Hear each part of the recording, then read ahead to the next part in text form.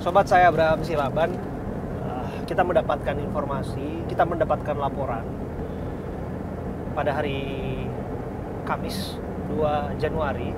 Pagi-pagi saya ditelepon oleh salah satu pengusaha rental mobil, salah satu pemilik rental mobil yang mengatakan bahwa ada insiden penembakan.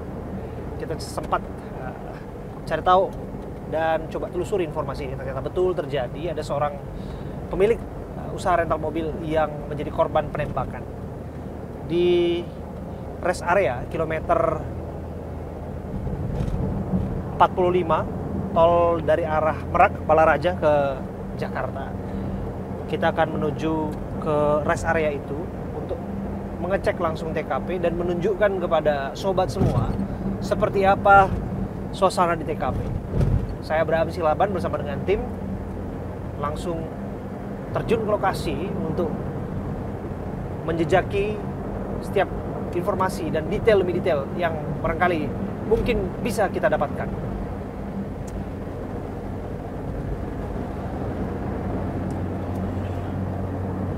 Sobat saya Abraham Silaban, saya ada di rest area kilometer 45 tol arah dari Merak menuju ke Jakarta. Siapa sangka di sini adalah tempat yang mana tempat ini menjadi tempat terjadinya penembakan seorang pengusaha ataupun pemilik rental mobil. Ada dua yang menjadi korban, satu orang meninggal dunia persis di dalam minimarket, satu lagi dirawat. Dan disebutkan ada pelaku yang hingga saat ini masih dicari. Dan hari ini saya juga hadir di sini dan melihat bagaimana upaya aparat kepolisian melakukan olah TKP dan berusaha untuk mengumpulkan fakta-fakta yang ada di lapangan, termasuk juga jejak-jejak lain sebagainya.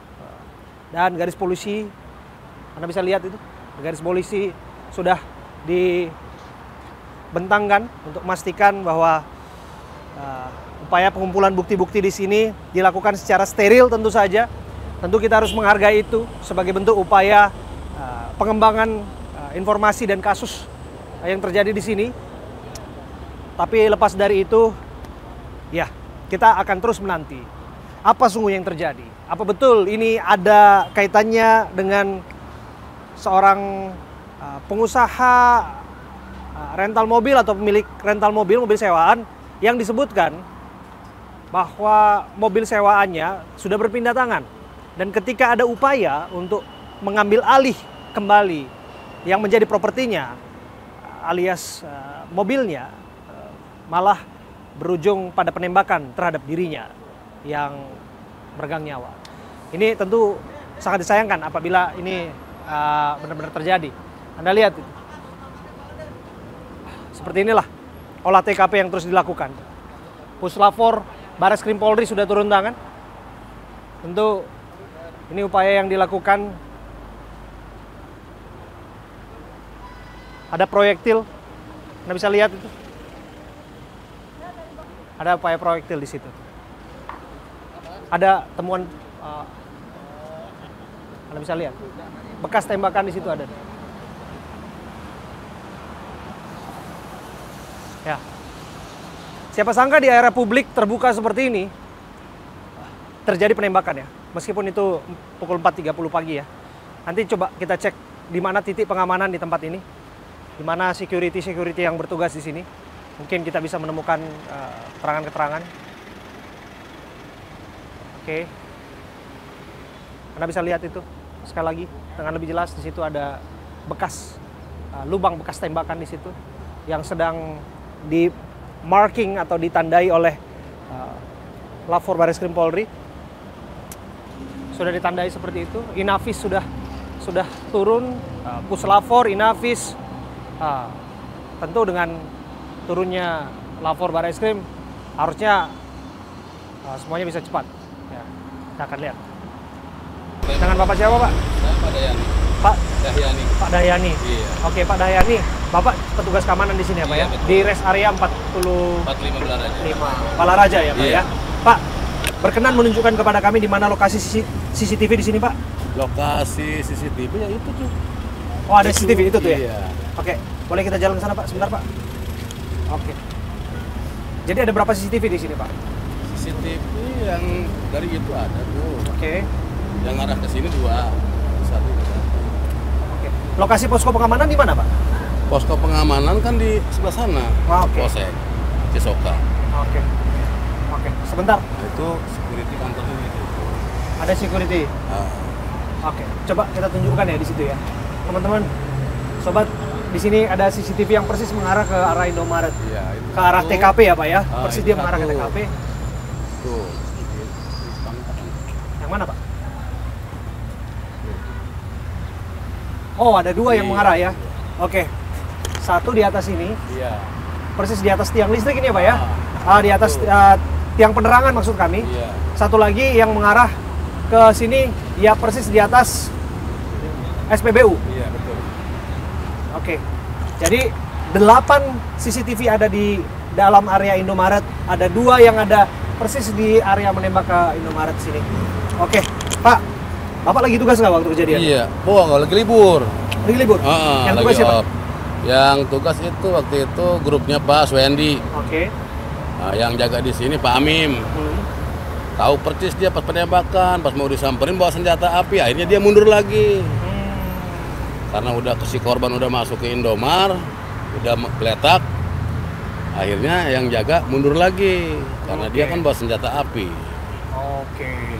Jadi sempat melihat senjata api ya, Pak ya? Bukan sempat lagi, orang deket nih, ini penembakannya sampai 5 kali itu. 5 kali, Pak ya? Yang jaga di sini, yang nembak di sini. Persisnya jam berapa, Pak? Jam 4.20. 4.20 ya? Jadi sempat ada keributan dulu ya, Pak? Ribut juga di dalam mobil, mau penangkapan, nggak taunya yang nembak udah parkir duluan. Kawalan dia kali, kawalan si pencuri itu. Oke. Benar Ya. ada menyebutkan anggota ya, Pak ya? Ya dengar-dengar sih dari selongsong peluru itu dari anggota. Oke. Ya, ada 5 selongsong peluru yang sudah diamankan. Jadi ini menjadi bahan untuk kemudian mencari tahu. Uji balistik tentu saja, termasuk izin senjata, dari mana senjata itu berasal, kan tentu segala sesuatunya bisa terlacak lewat cara-cara kerja yang saintifik. Tapi balik lagi, Pak, ini tentu membuat kaget dong Mas ya, Pak ya? Ya bukan kaget lagi, masalahnya semenjak rest area ini berdiri baru kali ini. Pertama terjadi? Iya, jadi antara Oke. kejadiannya di luar dibawa ke dalam rest area ya berujung istilahnya kayak gini. Oke. Pak, saya mau tahu Ya. gimana sih posko pengamanan di sini, Pak? Sampai pada akhirnya ada peristiwa yang terjadi. Kita nggak mau nyalahin tentu saja, tapi yang mau kita tanyakan sebetulnya waktu saat itu terjadi Iya. ada petugas keamanan tidak, Pak, yang berjaga atau Ada, menyaksikan? ada lagi di situ lagi jaga. Oh, lagi jaga. Iya, cuman kan itu mobil kan udah parkir. Betul. Parkirnya di mana, Pak? Parkirnya tepat di situ yang dikurung tuh, Oh, oke. yang nembak itu. Oke. Nah Di kemudian kan depan ada yang rumah, di depan restoran ini ya? Oke. akhir kemudian kan yang mobil putih itu kan Ini mobil dari Brio sini. ya, Pak, yang depan sini? Oke, terus? Ada Terus mobil yang Sigra mobil katanya? yang Sigra yang hitam. Di sini juga, sebelah-sebelahan? Yang mobil putih itu yang mobil yang dirental. Yang warna putih diikutin sama yang punya dari sini. Oke. Pas parkir di situ langsung dirapet. Pas didengkek orangnya keluar, yang nembak yang di sebelah sini. Yang udah parkir duluan. Oke. Yang nembak yang udah parkir di luar? Datangnya udah duluan dia mah. Jadi si punya mobil sama yang si maling itu hitungannya dari sana ke sini itu iring-iringan. Tapi yang nembak mah udah parkir duluan. Oke. Yang parkir duluan berarti menggunakan mobil? Yang hitam itu, warna hitam. Iya. Nah, Mobil hitam ya? Mobil Ah. Brio bukan itu, Pak? Brio apa? Sigra? Sigra Oh, kayaknya. yang mobil Sigra? Iya. Oke. Oke, coba. Oke.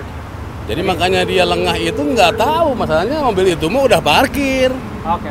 Bukan dari istilahnya dari sana diuntit, bukan. Dia mah cuman ibaratnya iring-iringan berdua aja tuh mobil tuh sambil video itu yang punya.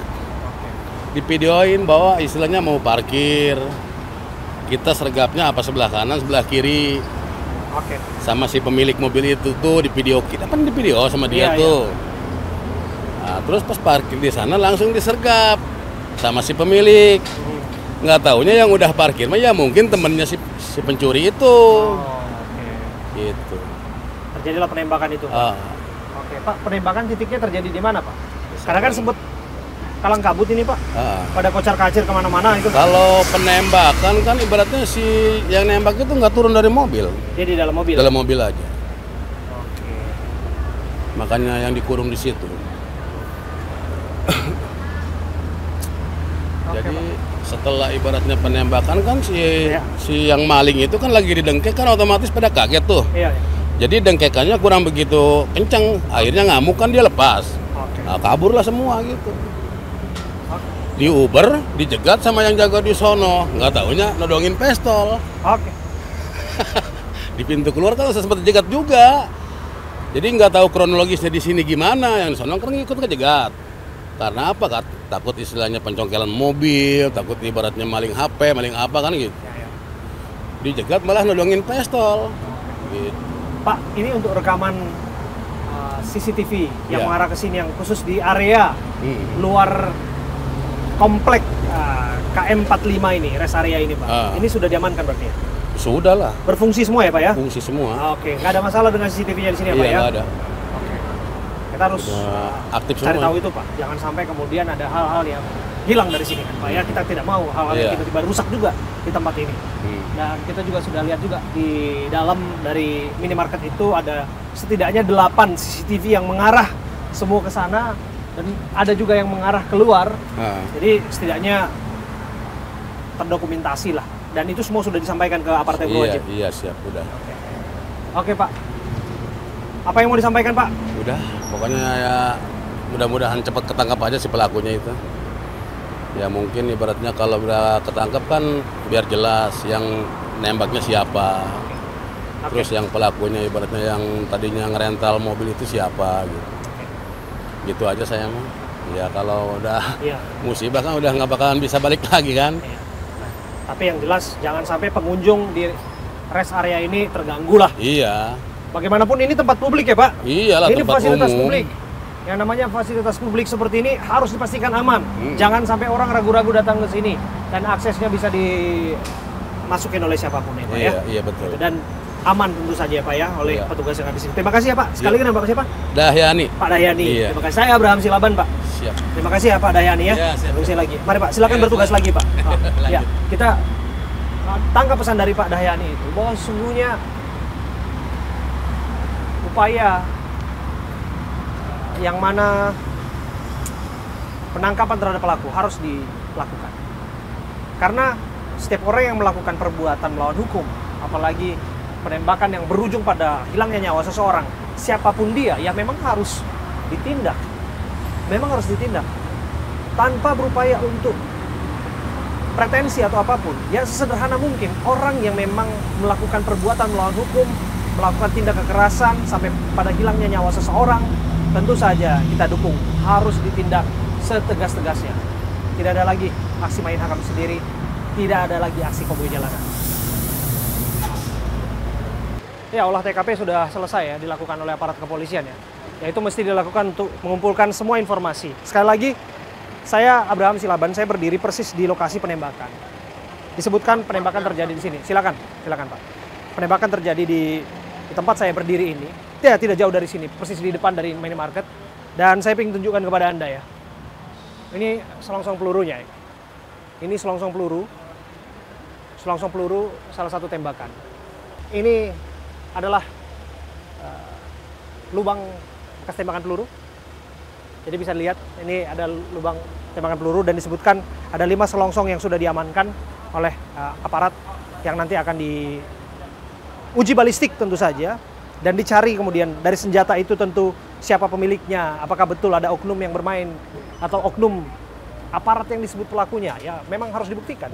Jadi kalau kita lihat ya ini keadaannya, dan tidak jauh dari sini. Nah, sini tempatnya nih. Ya, dengan segala kerendahan hati ya, kami tidak mau mengganggu suasana batin kesedihan keluarga, tapi kami bisa sampaikan bahwa disinilah korban tergeletak, dan disebutkan disinilah bersimbah darah dan meregang nyawa, sampai pada akhirnya videonya viral di mana-mana. Saya Abraham Silaban, saya ada di sini dan menunjukkan kepada Anda, sobat semua, seperti ini suasana di sini. Jadi sekali lagi kita berduka tentu saja, dan kita berharap tidak ada peristiwa yang sama terulang kembali. Dan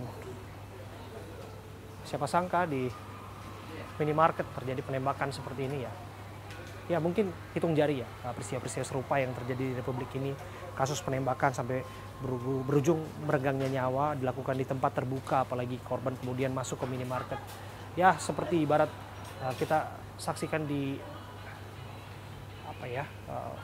peristiwa-peristiwa yang lazimnya terjadi di luar negeri, apalagi di tempat-tempat yang mana di sana dilegalkan senjata api. Tapi kalau kita lihat ya di Indonesia kan hanya orang-orang tertentu yang punya izin di situ yang bisa mendapatkan kesempatan itu untuk kemudian bisa memegang ataupun menguasai senjata api. Siapa pemilik senjata api itu? Dari mana senjata api itu diraihnya? Dan atas kepentingan apa senjata api itu dikuasainya? Dan dari uji balistik, dari selongsong peluru, dari rekam senjata akan pasti diketahui, dan saya yakin tinggal menunggu waktu saja bahwa pelaku penembakan akan segera mempertanggungjawabkan perbuatannya. Saya bersama dengan seorang yang bertugas pada malam kejadian itu. Tentu ini di luar dugaan ya Mas ya? Bener Pak. Jam berapa waktu itu Mas? Jam 4:30 pagi, jam 4:30 lah. Oke. Kaget berarti ya? Kaget banget sih Pak. Pertama sih emang ribut-ribut biasa sih, cuman nggak nyangka aja kalau misalnya sampai ada tembakan kayak gitu. Berapa lama ributnya? 10 menitan lah Pak ada. 10 menitan? Ada. Pokoknya mulai itu jam 4:30-an. Oke.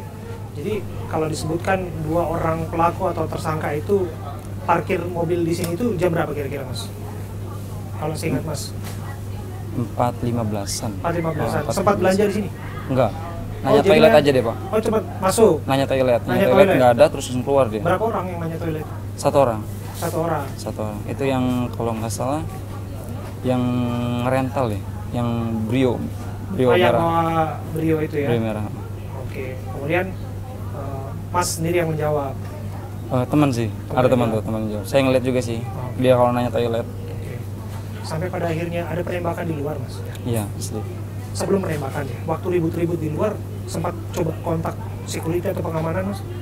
Itu setelah kejadian, setelah baku tembak tuh ada tuh temen manggil security, cuman security-nya posisinya lagi keluar juga sih. Oke. Jadi waktu kejadian ribut-ribut, kemudian ada penembakan, Mas ada di dalam? Ada. Oke, apa yang Mas lakukan waktu itu? Sembunyi Pak, ngeri. Takutnya kan namanya megang senjata ya, takut karyawan juga namanya takut kena imbas juga sih Pak, makanya cari aman juga, nggak perlu nyasar atau apa. Jadi cuman sempat ngeliat doang gitu kan, yang ditembak-tembak tuh kayak gimana gitu. Setelah nembak ya si pelaku tuh ya langsung kabur sih Pak. Oke. Pelaku langsung kabur ya? Langsung kabur. Dan pelaku langsung kabur kemudian korbannya masuk Pak, menyelamatkan diri ke dalam minimarket. Jadi posisi penembakan tidak di dalam minimarketnya ya? Tidak di dalam, tapi itu di luar betul. Tapi justru korban berusaha untuk minta tolong ya? Minta tolong ke Mas waktu itu? Enggak sih, cuma numpang masuk aja Pak. Soalnya kan kalau misalnya bapak itu ditembak tetap di luar, mungkin lebih dari satu tembakan tuh bisa aja sih. Itu ditembak langsung masuk, pelaku juga langsung kabur. Oke. Terus waktu melihat ada korban bersimbah darah di depan persis di lantai begitu, apa yang Mas lakukan? Bingung Pak, mau ngelain apa juga, soalnya kan namanya kita karyawan ya, mau ngebantu juga, darah semua Pak, ngeri. Jadi cukup nenangin doang sih, cuma ngeliatin gimana, bingung pokoknya mah. Lukanya di bagian mana Mas? Dada, pas banget dada. Dada. Tembakannya di dada tuh. Jadi masih sempat minta tolong atau bicara ke Masnya atau berteriak sesuatu? Enggak, dia diem. Ngapa-ngapan soalnya Pak tuh Pak. Ngapa-ngapan. Itu ditemenin sama saudara juga yang pakai baju warna putih. Oke, setelah itu kemudian ada minta pertolongan ya? Oke, baik. Terima kasih ya Mas ya? Ya, siap Pak. Ini pertama kali kejadian di sini ya? Iya. Oke, semoga nggak terulang lagi ya. Thank you Mas. Siap. Thank you. Pak. Ya sobat, hari ini kita melihat bahwa di tempat ini adalah tempat kejadian perkara, di mana siapa menyangka ya bahwa ayah Anda mendapatkan peristiwa yang tidak diharapkan di sini. Dan Mas Agam Ya, yang ada di sini. di sini juga. Ada di sini. Kami prihatin ya, Mas Agam ya. Terima kasih, Mas. Bang Agus, kami juga prihatin. Abang juga saksi mata yang bagian dari tim yang ada di tempat kejadian perkara, termasuk juga ada dari Army di sini ya. Ya, Ya, dari Army juga di sini, Asosiasi Rental Mobil Indonesia ya. Ya, kami sampaikan prihatin yang mendalam. Terima kasih. Terima kasih. Ini apa yang terjadi, Mas? Jadi mobil saya ini disewa. Nah, waktu itu sewa 3 hari. Ternyata malamnya ini mobil saya dicabut GPS-nya di daerah Pandeglang. Di daerah Pandeglang, saya sama bapak berkomunikasi karena mobil dicabut nih. Saya bilang ke ayah kan, jadi kita berangkat sama tim, kata ayah. Nah, waktu itu kita langsung berangkat dari pencabutan GPS setengah jam yang lalu, kita langsung berangkat untuk ke unit. Iya. Ketemulah unit pas-pasan di Saketi di Pandeglang. Iya. Pas kita berhentiin mobil itu, bapak turun. Langsung yang mengaku dari TNI AL, dia ada mengaku, saya ini TNI AL. Kamu sindikat ya, kata dia kan. Minggir kamu, apa saya tembak sekarang depan bapak saya di sini. Hah? Tunggu. Ditodong. Itu pertama kali disampaikan di mana? Yang mengaku sebagai anggota? Di Saketi, Pandeglang. Bukan di titik ini? Bukan di titik ini, Jadi, ini titik kedua ini. Oke, jadi yang bersangkutan sudah dari awal mengaku bahwa yang bersangkutan adalah anggota dari TNI Angkatan Laut? Iya, saya ini TNI AL. Kamu sindikat ya? Bukan saya sindikat, saya ini rental mobil. Kamu minggir nggak kamu? Kalau nggak saya tembak sambil menodongkan senjata ke kepala ayah saya. Terus ayah saya bilang, bukan bang, ini saya pemilik mobil, mobilnya ini udah ini. Saya nggak mau tahu kamu minggir atau saya tabrak. Nah, tiba-tiba nggak lama kemudian datang mobil Sigra warna hitam. Waktu Sigra warna hitam, yang saya pikir di benak saya itu mungkin orang lewat mau tahu ada keramaian apa di situ kan. Pas saya lagi ngumpul di samping mobil Brio itu pinggir jalan, mobil Sigra itu mundur menabrak om saya berdua. Ini masih di daerah Saketi. Ya. Oke. Om saya jatuh, saya bantuin om saya segala macam. Yang lain Sigra kabur, Brio pun kabur lari. Dan dari situ kami dengar bahwa Anda melapor tindakan upaya pengancaman itu ke aparat terdekat. Jadi mobil itu lari terus kan. Sambil lari saya kan udah tahu di situ ada senjata api. Saya berkoordinasi sama bapak sama adik saya Rizky. Ini gimana ya? Baiknya seperti apa kita mengambil langkah katanya. Jadi kita ikutin dulu mobil sampai mana. Ini kan masih terpantau GPS. Kita ikutin sampai mana, nanti kita ke polsek atau polres terdekat untuk meminta pendampingan. Dia melewati Pantai Cerita, Pantai Anyer, dan di pasar Anyer di pinggir jalan itu dia berhenti. Tapi sebelumnya dia dari Pantai Cerita masuk ke gang itu. Jadi masuk ke gang mungkin di pikiran dia saya masih mengikuti. Pikiran saya kalau saya ikutin dia mungkin saya bakal dihabisin di dalam situ mungkin. Dalam pikiran saya, wah ini udah sindikat besar dalam hati saya. Nggak lama dia berhenti sebentar 10 menit di situ. Mungkin nunggu saya datang kali. Saya nggak datang di situ. Dia keluar jalan. Berhentilah dia di Pasar Anyer. Saya cek apa Google Map. Polsek terdekat saya klik kan. Ternyata ada Polsek Cinangka. Itu sekitar 2 km dari mobil itu berhenti. Saya datang sama bapak saya. Sowan, Pak, mohon maaf izin, saya ini dari rental mobil saya ada indikasi mau digelapkan karena GPS sudah dicabut 2 unit, sisa 1 unit. Maksud kedatangan saya ke sini untuk meminta pendampingan karena kan di dalam mobil itu ada apa? Ada senjata api. Oh nggak bisa katanya, kamu dari leasing ya? Bukan saya bukan dari leasing kata saya. Saya bawa BPKB, bawa SNK asli, bawa kunci serep dan bawa surat rental, penyerahan rental. Oh ya udah, saya telepon Pak Kapolsek dulu untuk arahannya. Nah ke dalam tuh yang jaga. Jam berapa ini? Perkiraan 2:30. 2:30 pagi. Subuh ya, pagi. Tanggal 2 Januari, oke? Ya. Terus keluar lagi. Kebetulan waktu itu saya ke kamar mandi dulu sebentar kan. Keluar lagi saya dengar, maaf Pak, kata Kapolsek nggak bisa. Terus gimana mobil saya ini kan ada senjata api, kita juga nggak mungkin ke sana, saya bilang gitu kan. Terus Kata penjaganya seperti ini. Udah kalian aja ke sana, bawa ke sini. Kita selesaikan di sini. Atau gimana ceritanya bawa ke sini? Kita aja tahu di sana ada senjata api. Waktu kita ketemu pertama pun saya udah jelasin, waktu kita ketemu pertama saya ditodong, Pak. Bahkan menyebutkan identitas dari institusi tertentu. Udah disampaikan. Udah disampaikan juga. Terus waktu itu saya lihat, ya ini mobil jalan lagi, gimana? Ini pun nggak mau bantu istilahnya, dalam saya bilang ke bapak, udah kita jalan lagi, ya udah saya pamitan ke ini, udah kita muncul lagi ke unit. Dari situ saya kontak anggota ARMY yang di Tangerang. Oke, sebelum sana ya, saya harus sampaikan bahwa disebutkan di sana bahwa ada ketidaklengkapan dokumen, itu yang menjadi alasan Itu kemudian salah tidak sekali. tidak lanjuti secara Mungkin cepat. alasan waktu tersebut, karena kita udah menunjukkan bahwa ada lengkap nih, cuman menghiraukan mereka itu. Menghiraukan. Kita bawa berkas-berkas. Oke, tapi untuk kasus ini sudah dilapor belum ke Polres lain atau unit polisi lain? Belum, waktu itu kan kejadiannya kan di sini. Jadi saya ngurus mayat ayah saya dulu. Mohon maaf, ya, saya paham, saya paham. Maksud saya bukan kasus penembakannya, tapi kasus bahwa ada dugaan penggelapan, ada dugaan untuk pengambilan mobil itu secara diam-diam oleh oknum-oknum tertentu. Ini kan indikasi udah urgent. Jadi setengah jam sebelum GPS dipotong itu kita udah bergerak. Seperti itu. Kalau untuk proses katanya kan ada LP, ini kan beda lagi ceritanya. Ini kan karena kan udah urgensi mobil 1 menit, 2 menit, 3 menit udah nggak tahu kemana, bukan beda sama rumah segala macam berdiam gitu kan.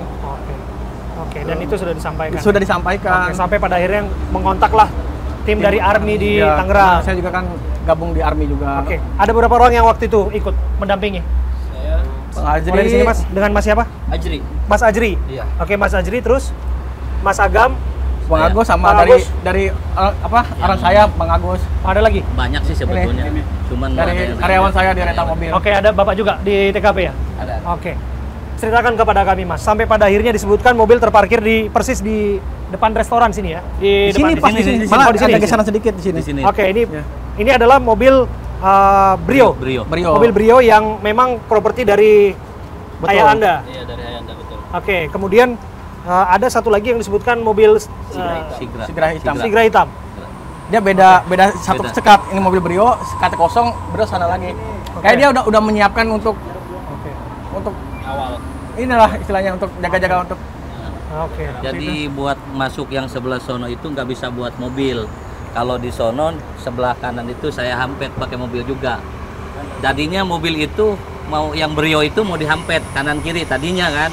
Berhubung dari sini nggak bisa karena ada Sigra, ada mobil saya di situ. Oke. Nah si pelaku yang bawa mobil Brio tuh adanya dari situ munculnya tuh. Muncul dari situ. Jadi udah turun tuh dari itu kan. Muncul, saya rangkul dari sana, saya turun dari mobil, saya rangkul mau ditanyain. Pas mau ditanyain ini, Pak ini yang pakai mobil Brio siapa?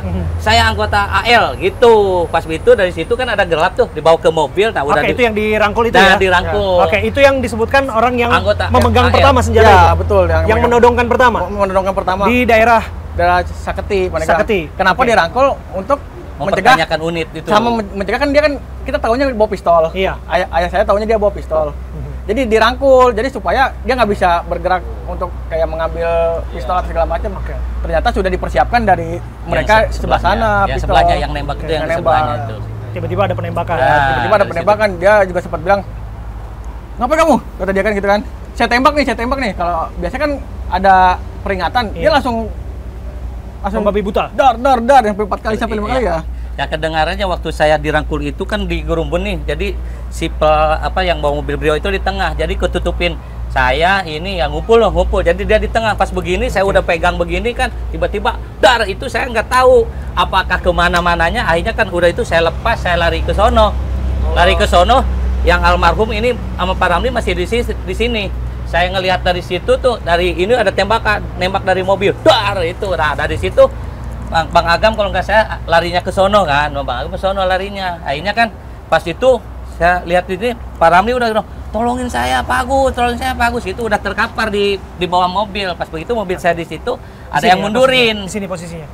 Di sini di posisi Pak Ramli sama mobil saya di sini. Terkapar. Pokoknya di sini udah terkapar. Oke. Nah, terus di depan mobil itu ada mobil saya, mobil Brio, mobil Sigra. Mobil saya itu dikira sama saya juga yang mau bawa kabur.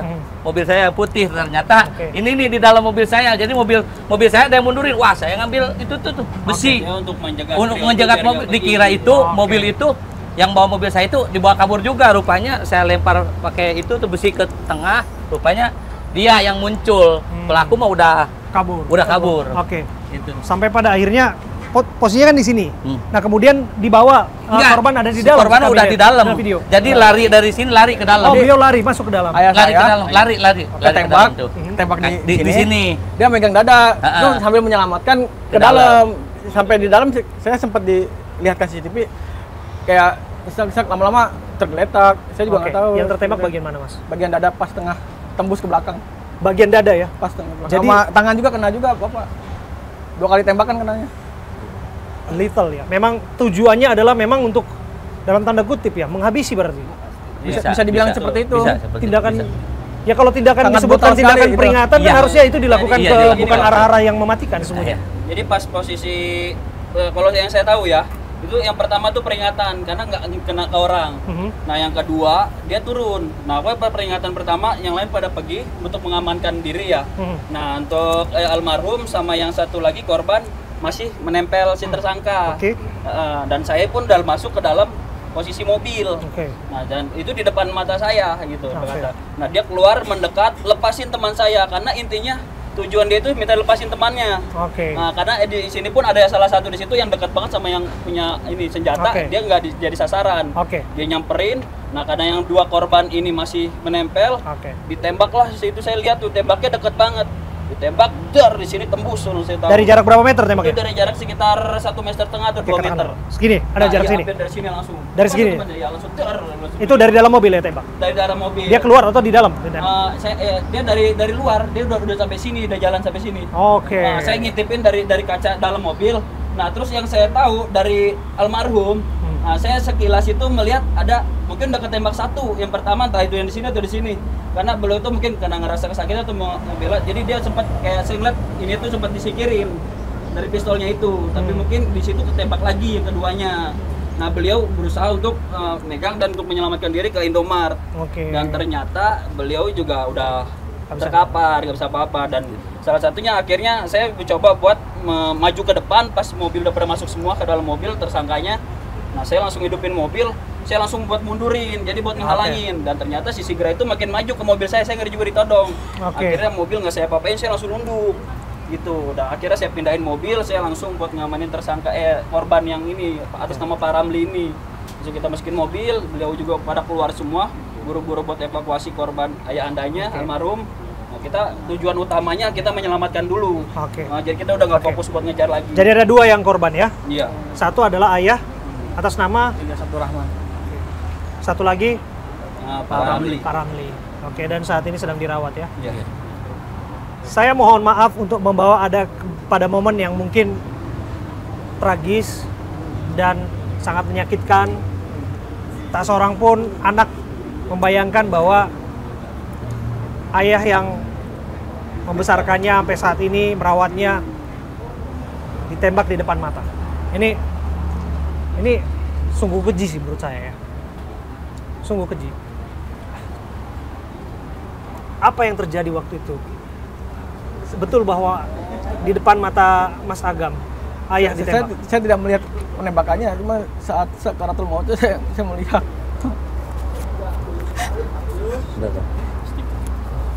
Ayah saya orang baik, Pak. Dia suka menolong orang. Dari situ saya merasa, saya menampakkan diri saya lagi mimpi apa enggak, sampai saya tuh merasa kehilangan ayah saya. Saya sangat dekat sekali sama ayah saya, Pak. Dari teman ngobrol saya, teman bisnis saya. Apa-apa saya berdua jalan sama bapak saya, Pak. Saya merasa kehilangan banget, Pak.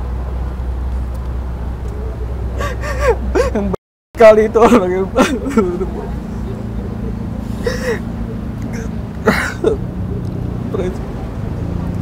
ya. Kami lihat apa gak punya hati nurani, orang yang menyelamatkan hartanya malah semoga bapak saya mati syahid. Amin. Mas Agam sendiri yang merekam video itu? Adik saya. Adiknya Mas Agam. Adik saya. Dan Mas Agam yang menyebut ayah yang di dalam situ. Iya. Itu tadi saya menyiapkan mobil. Saya bilang, Oke. cepet-cepet ini ayo udah nggak bisa dilama-lamain, langsung apa masuk ke rumah sakit aja langsung. Saya bilang gitu kan. Selama saya ngerangkul ayah saya bilang, ayo nggak apa-apa, kuat kan. Ayah gitu sih, nggak ada minta pertolongan juga. Ayah saya itu orang kuat, nggak ada minta pertolongan. Sampai di jalan udah tiba-tiba mengucap la ilaha illallah langsung meninggal. Di jalan udah kayak udah tidak bernapas lagi. Ada kalimat terakhir yang disampaikan kepada Mas Agam. Sorenya sebelum kejadian, saya lagi duduk di ruang tamu sendiri. Ayah saya dari kamar nyamperin saya. Abang katanya. Abang ayah mau haji abang katanya. Ayah mau haji. Ayah kan baru umroh, ayah mau haji tahun depan atau tahun depannya lagi. Kan kalau ikutin haji kan lama kata ayah kan 20 tahun. Tolong persiapkan ya abang ya kata ayah kayak gitu. Iya pasti aku persiapkan. Kalau itu ayah aja yang berangkat, bunda mah nanti kata dia. Nggak apa-apa ayah duluan. Selagi ayah bisa, selagi ayah mampu. Ternyata malamnya terjadi seperti itu paginya. Oh. Sangat menyakitkan buat saya. Ya. Sabar Mas, sabar. Jadi pasti siapapun terpukul apabila mengalami hal seperti ini. Dalam hitungan jam sakit banget saya.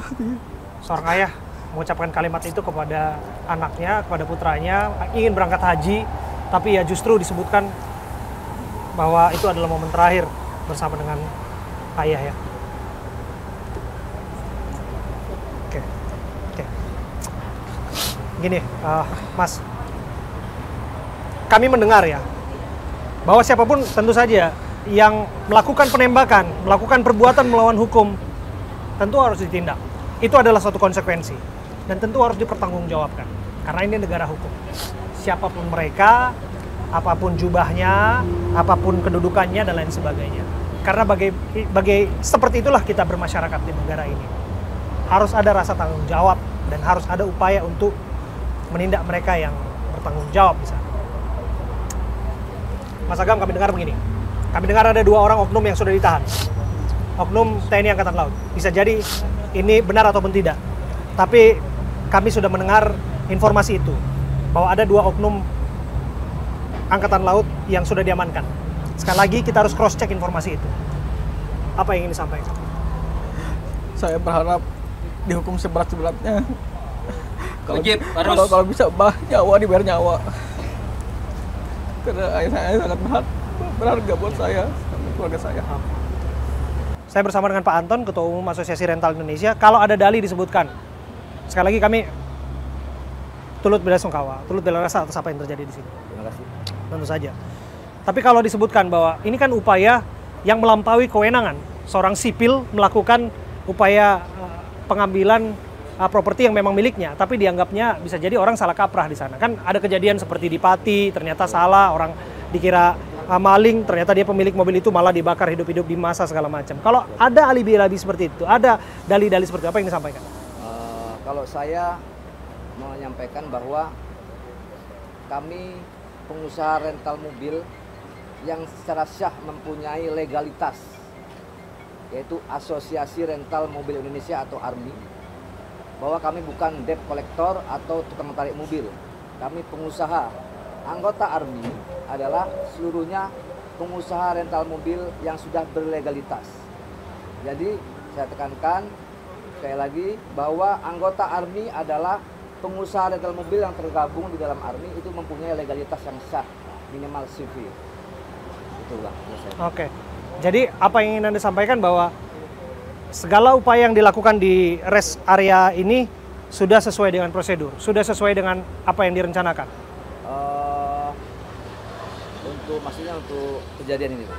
Untuk pengambil alihan kembali mobil-mobil yang misalnya digelapkan, ada potensi digelapkan dan sebagainya begitu, Mas? Mungkin untuk SOP saya yakin sudah lengkap, cuman karena memang urgent, Bang, bersifat urgent, jadi mungkin tadi contohnya seperti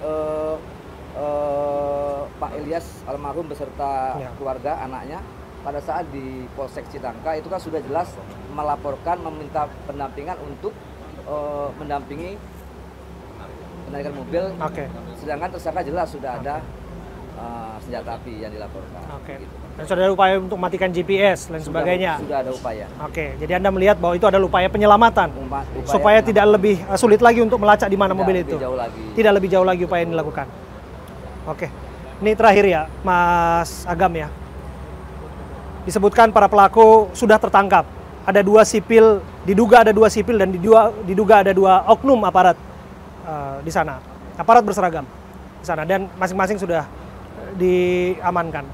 Tapi sebelum ke sana, pernah berpikir tidak bahwa ini semua akan mengalami resiko yang tinggi, bahaya yang besar ketika memang harus berhadapan dengan seorang yang melakukan pengancaman di tengah jalan seperti Anda sebutkan tadi di Pandeglang, kemudian tetap nekat untuk melakukan upaya pengambilan mobil itu?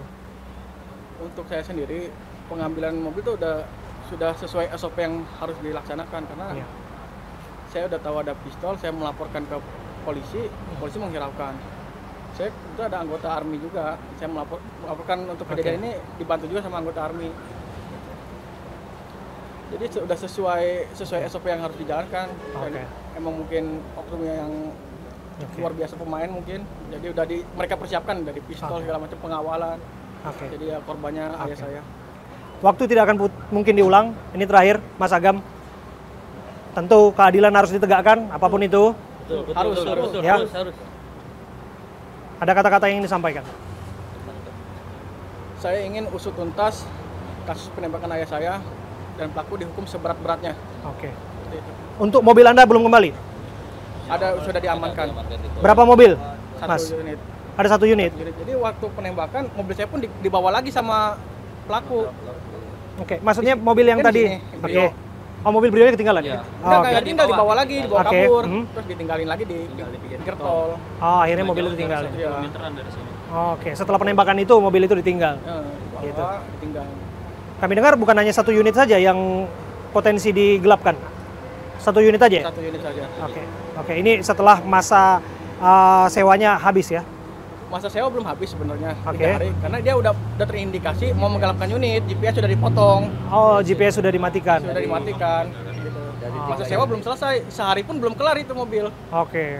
Gitu. Begitu Anda dapat informasi atau ada deteksi bahwa GPS dimatikan, wah ini nggak benar. Nggak benar, langsung kita susun. Dari ini ya, dari 3 unit tiga GPS, unit GPS, sudah 2 yang mati. putus, tinggal 1 lagi. Tinggal Jadi 1. mungkin mereka tidak sadar bahwa ada 1 lagi yang masih ada. Oh, oke. Yang satunya. Ada berapa GPS? 3 GPS yang diputus? 2. Ada 2. Mungkin Oke. 1 ini tadi mereka tidak tahu bahwa Tahu masih di mana apa udah beres. Oke. Berarti dari situ saja sudah bisa Untuk ditelusuri. pencabutan GPS itu yang saya rekam tuh ada di pabrik pencabutan GPS -nya. Di pabrik PT di daerah Pandeglang ada saya rekaman. Oh, dilakukan di sana? Iya. Entah membuangnya atau Oh, dekat dengan ya, salah satu lokasi pabrik yang ada di ada Pandeglang. di sana. Karena posisinya pun bukan ini di dalam pabriknya. Di dalam pabrik Bukan itu. di pinggir jalan. Karena kan GPS kan akurat. Oke. Di dalam pabriknya. Oke. Dan indikasinya pabrik itu pabrik apa? Belum saya cek karena Oke. ya, Oke. Ya, kita akan lihat dan berharap bahwa semuanya ditindak ya. Dan sekali lagi kami belasungkawa, Mas. Semoga keluarga yang ditinggalkan diberikan keikhlasan dan kemudian ke lapangan dan tentu ditambahkanlah keberkahan dari Yang Maha Kuasa dalam hal-hal yang lain yang barangkali bisa melegakan hati dengan keadaan yang seperti ini. Oke. Terima kasih sekali lagi Mas Agam ya. Sama-sama. Kami dengar ini mau tabur bunga ya Mas ya. Langsung saja kalau mau tabur bunga silakan Mas. Ini kita lihat teman-teman. Ya, kita lihat sobat ini upaya tabur bunga.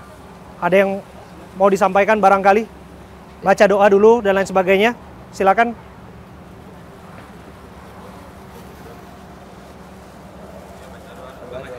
Ya, ada yang. Bismillahirrahmanirrahim. Assalamualaikum warahmatullahi wabarakatuh. Waalaikumsalam warahmatullahi wabarakatuh. Mari kita berdoa untuk ayahanda tercinta kita, almarhum Bapak Ilyas Abdurrahman bin Yakub. Mudah-mudahan kejadian ini, kematiannya beliau menjadi jahid atau syahid dalam membela untuk mencari nafkah keluarganya. Amin. Kita hadiahkan dan untuk menaburkan bunga ini kita khususkan untuk almarhum. Semoga almarhum di alam kuburnya dijadikan taman-taman surganya Allah, dan Amin. dijauhkan dari azab siksa kuburnya. Amin. Ala hadhihi niyah wa ala kulli niyatin salihah ila hadratin Nabil Mustafa Rasulullah sallallahu alaihi wasallam. Al-Fatihah.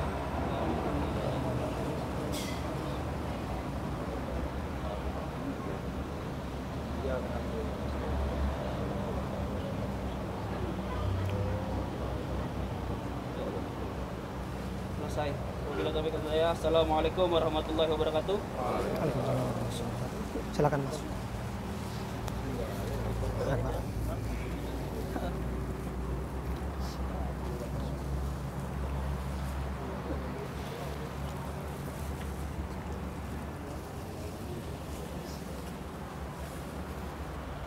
Teman-teman yang lain.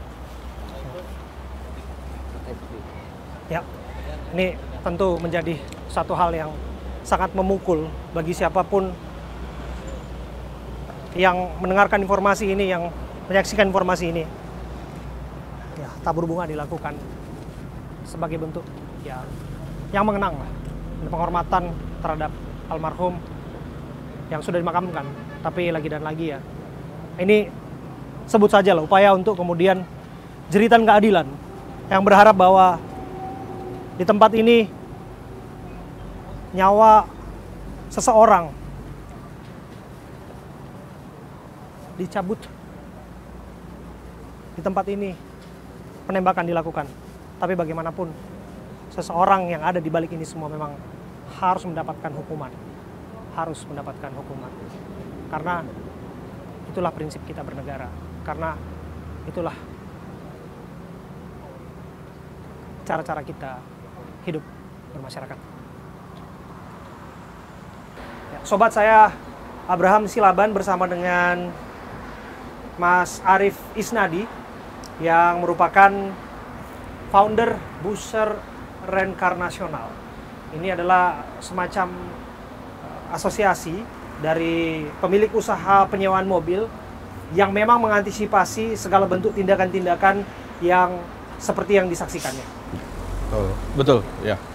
Kalau masih ada yang ingat bahwa beliau peristiwanya, kita melihat ada anggota dari Busser Renkar yang disebutkan meninggal di Pati yang terbakar waktu itu, betul ya?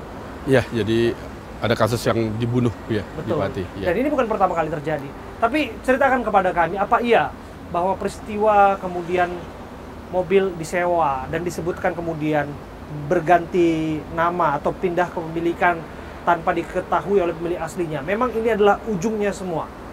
Baik, jadi gini, sebelumnya ini kan masa liburan sekolah. Ya, Liburan sekolah dan liburan Nataru. iya, Itu masa ramai dan itu biasanya masa rawan. betul. Jadi orang banyak sekali yang sewa mobil di saat itu. Jadi kalau kita lihat siklus ya, kalau habis lebaran atau habis liburan sekolah, Iya. itu pasti banyak kasus. Jadi kasus yang ini kan memang tersewa ya unitnya, dan GPS-nya terputus di daerah Pandeglang. Itu sudah, kalau di kami di Busser Reinkarnasional, daerah Pandeglang itu udah termasuk daerah yang udah kita tandai. Daerah rawan. Daerah rawan. Oke. Karena banyak sekali mobil dilempar ke sana. Oke, artinya Ya. apa? Jadi ini mobil diputus daerah sana, otomatis si pemilik mobil Oh, begitu dia lihat GPS putus, mungkin masih ada satu lagi backup. oke. Nah, itu yang digunakan untuk mengejar sampai ke lokasi sini. Artinya Anda ingin mengatakan bahwa ini murni betul-betul adalah upaya untuk pencurian mobil sewaan?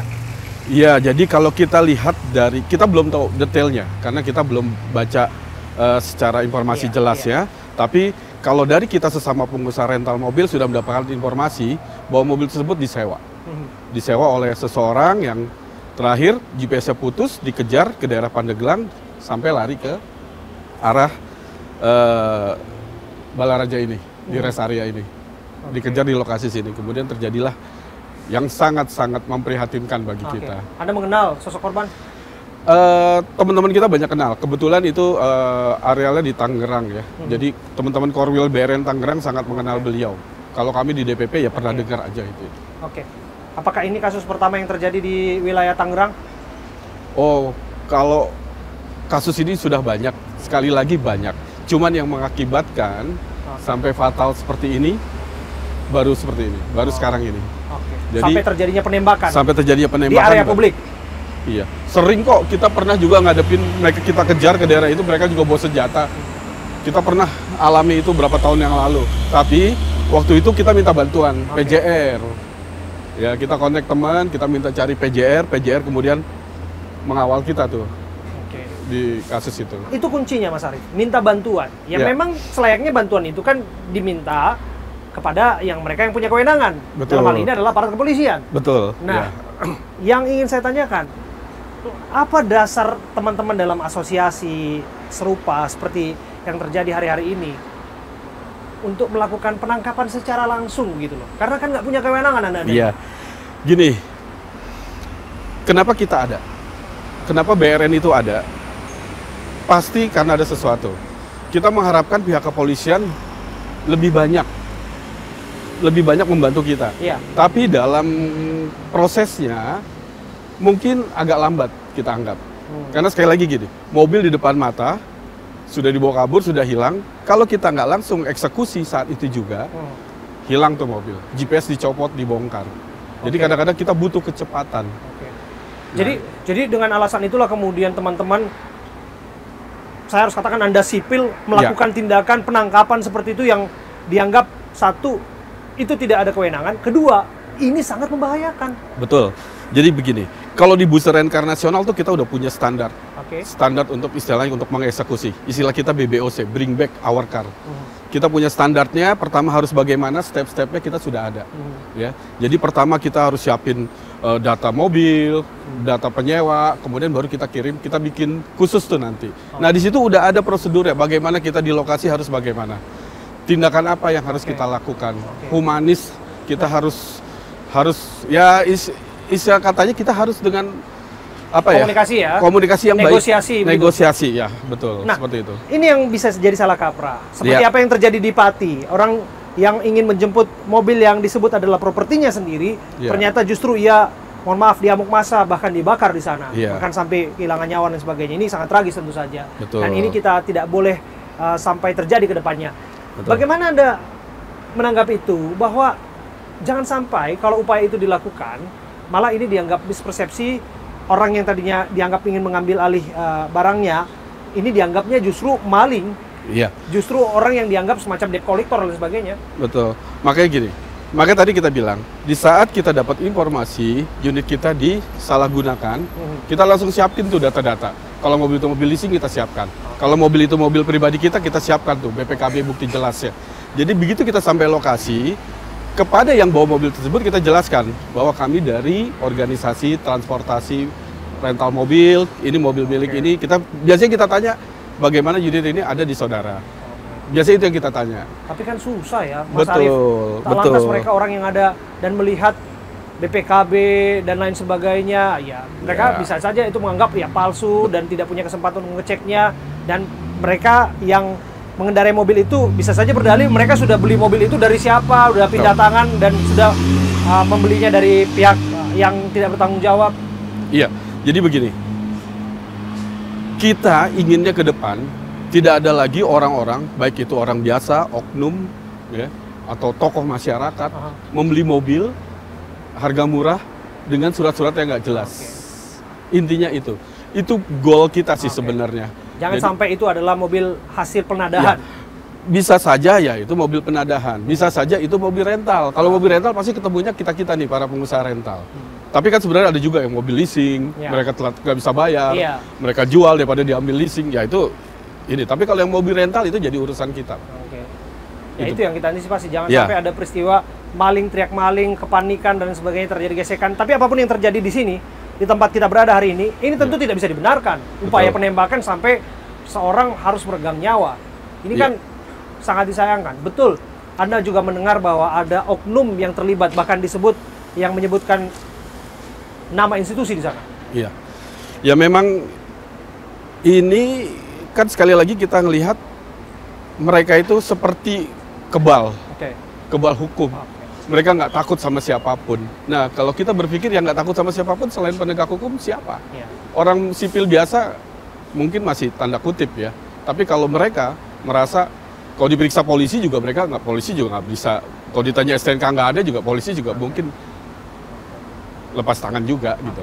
Yang mengenai pelibatan polisi di dalamnya, disebutkan Polsek Cinangka sudah didatangi dan diupayakan untuk melakukan pendampingan. Tapi kan ada dalih yang disebutkan bahwa dokumen-dokumen disebutkan tidak begitu lengkap dan tidak begitu pasti apapun penjelasan dan sebagainya di sana. Bagaimana Anda menjawab itu? Iya, ini begini ya. Saya melihat ini seperti ada kejadian di daerah-daerah di pulau lain. Mobil sudah ada, mobil sudah terlihat. Kita lagi kejar nih, penjahatnya sudah jelas. Kita lapor polisi, minta pendampingan, tapi polisi minta sesuatu hal yang menurut kita ya itu butuh waktu untuk menyiapkannya. Sedangkan itu suatu hal yang urgent. Ya kita harapkan polisi begitu melihat jelas bahwa itu ada kepemilikan mobil jelas, kasusnya jelas, apa segala macam. Untuk ya istilah bukan mengabaikan ya, mengabaikan apa yang harus aturan yang berlaku. Tapi yang kita harapkan adalah itu tindakan nyatanya dia bagaimana, langsungnya. Karena kita udah jelas di depan mata kita, mobil kita dibawa kabur. Ya kayak istilahnya kalau orang mencuri sesuatu kan, mereka harus nggak ada laporan juga pasti ditangkap, polisi pasti bertindak. Ini sudah jelas, itu yang jadi kenapa akhirnya bus rental nasional ada di situ. Kadang-kadang kita kalau kita mobil sudah kembali ya udah kita nggak lanjutkan lagi tuh kasusnya. Oke. Sudah selesai di situ begitu mobil kembali. Tapi ada juga kita punya program. Kita sekarang tahun kemarin kita mau bikin penjahat rental jera. Jadi kita punya program begitu ada kasus, begitu saya kasus, saya penjarakan orangnya, saya masukin penjara, saya dapat dana tuh dari organisasi saya 10 juta. Sebagai bentuk program meja hijau. Jadi kita mau bikin mereka itu kapok. Selama ini kita hanya ambil mobil, selesai. Nah yang selanjutnya kita mau bikin mereka ke meja hijau, jadi ya istilahnya jadi dikenal lah. Ya, tapi lepas dari ini sebetulnya upaya lapor kepada aparat pihak yang berwajib terus dilakukan sebagai upaya pertama ya? Pasti. Karena bagaimanapun ini adalah upaya yang memang kalau ada dugaan pidana di sana biarlah mereka yang berwenang menghadapinya. Iya, karena setiap kita mau melakukan eksekusi unit pasti kita bawa LP itu. LP itu laporan polisi. Laporan polisi pasti kita bawa. Jadi kita sampaikan ini ada kasusnya seperti ini. Itu wajib untuk dalam eksekusi, apalagi kalau kita tuh sampai kejar-kejaran. Mas Arief, seberapa sering peristiwa seperti ini masih terjadi di Republik ini? Banyak ya. Kalau seluruh Indonesia itu masih bisa sekitar setiap hari bisa setiap bulan itu bisa 10 kasus. Karena anggota kita ada, itu baru anggota kita aja yang laporan. Kita ada aplikasi bus rental nasional, di situ ada kasus selalu didata. Hampir tiap bulan itu minimal 10 kasus. Tapi 10 kasus bukan berarti mobilnya, bisa aja mobilnya lebih dari satu. Satu kasus bisa 5 mobil, bisa 10 mobil. Seperti itu. Kalau yang ini saya dengar kasusnya beberapa mobil nih. Bukan hanya satu mobil. Ada beberapa mobil yang masih mereka cari. Dia seperti itu. Iya. Dan kita turut prihatin apa yang terjadi di Pati, mirip-mirip ya diduga juga terjadi di KM 45 ya. Palaraja di rest areanya. Iya, betul. Anda menyangka tidak sampai seperti ini? Pernah ada di pikiran kita. Makanya begini, di organisasi kami, di Bus Rental Nasional, kami akan selalu kasih edukasi. Jadi supaya untuk menghindari hal seperti ini. Ya. Kebetulan kejadian ini bukan anggota Bus Rental Nasional. Yang di Pati juga bukan anggota Bus Rental Nasional. Tapi kami sebagai pengusaha rental kan merasa itu adalah ruang lingkup kerja mereka yang sama dengan kami gitu. Jadi kami merasa terpanggil untuk ikut. Ayo kita harus cari tahu, kita harus usut tuntas apa sebenarnya di balik ini. Kenapa gampang sekali pihak-pihak oknum-oknum itu memiliki unit mobil-mobil rental yang mereka jual atau mereka lepas dengan harga murah mereka dapatkan. Udah pasti dengan harga murah dan pasti tanpa ada surat yang jelas. Seperti itu kira-kira. Kira ini menjadi pelajaran ke depan ya bagi pengusaha rental juga untuk berhati-hati dan tentu juga kita akan tunggu seperti apa tindak lanjutnya. Saya sih yakin pelaku akan segera tertangkap. Iya, tinggal waktu ya. Baik. Terima kasih, Mas Arief. Terima kasih. Ya. Founder BRN sudah berbincang bersama dengan kita.